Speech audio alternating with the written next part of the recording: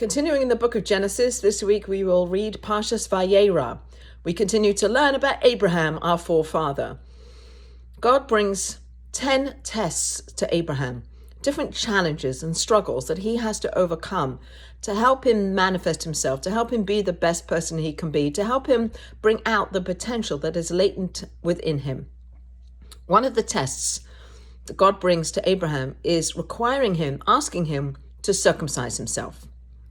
And in our stories in the Medrash, we learn that Abraham, in response to this request, consults with 3 of his friends.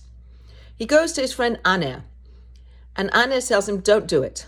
You will be incapacitated. You will be susceptible to the enemies that are around you. Politically, it's not a good thing for you to be incapacitated after any kind of medical procedure. Don't do it. Then he goes to his friend Eshkol, and he asks Eshkol, should he be circumcised? And Eshkol says, you're an old man. That's very risky. It's a danger to your health. Don't do it.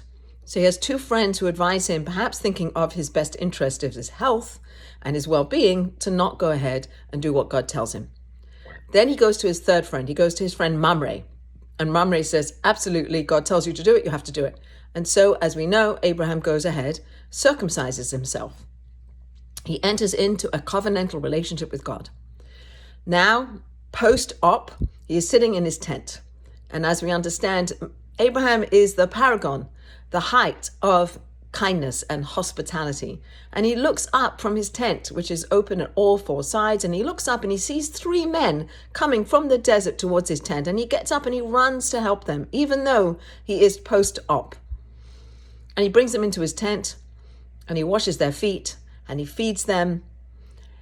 And we understand, again, from the Medrash, that these 3 men were not men. They were angels.